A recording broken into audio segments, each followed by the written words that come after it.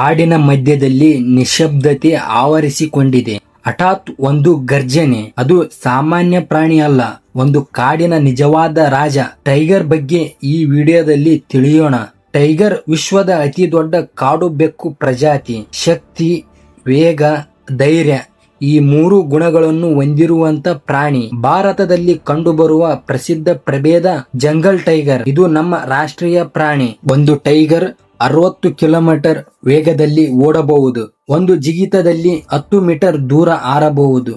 ಇದರ ತೂಕ 300 ಕೆಜಿ ಇರಬಹುದು, ಆದರೆ ಅದರ ಹೆಜ್ಜೆಗಳು ಮೌನ.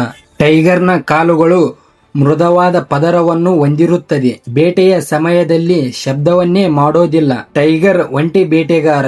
ಅದು ಜಿಂಕೆ, ಕಾಡು ಹಂದಿ ಮುಂತಾದ ಪ್ರಾಣಿಗಳನ್ನು ಬೇಟೆ ಆಡುತ್ತದೆ. ಅದರ ಗರ್ಜನೆ 3 ಕಿಲೋಮೀಟರ್ ದೂರದವರೆಗೆ ಕೇಳಿಸುತ್ತದೆ. 30-40 ಕೆಜಿ ಮಾಂಸ ತಿನ್ನಬಲ್ಲದು. ಇದು ಕೇವಲ ಪ್ರಾಣಿಯಲ್ಲ, ಇದು ಪ್ರಕೃತಿಯ ಸಮತೋಲನದ ರಕ್ಷಕ. ಪ್ರತಿ ಟೈಗರ್ ದೇಹದ ಪಟ್ಟೆಗಳು ಮಾನವರ ಬೆರಳಚ್ಚಿನಂತೆ ವಿಶಿಷ್ಟ. ಅವು ಉತ್ತಮವಾಗಿ ಈಜಾಡುತ್ತದೆ. ನೀರಿನಲ್ಲಿ ಆಟವಾಡುವ ರಾಜ. ಹಗಲು ವಿಶ್ರಾಂತಿ, ರಾತ್ರಿ ಆಳ್ವಿಕೆ.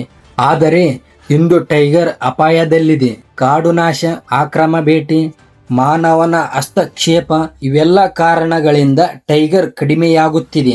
ಭಾರತದಲ್ಲಿ ಪ್ರಾಜೆಕ್ಟ್ ಟೈಗರ್ ಯೋಜನೆಯ ಮೂಲಕ ಅವುಗಳನ್ನು ರಕ್ಷಿಸಲು ಪ್ರಯತ್ನ ನಡೆಯುತ್ತಿದೆ.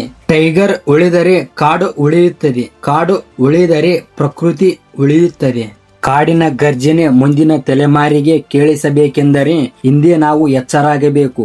ಟೈಗರ್ ಕೇವಲ ಪ್ರಾಣಿಯಲ್ಲ, ಅದು ಕಾಡಿನ ಆತ್ಮ.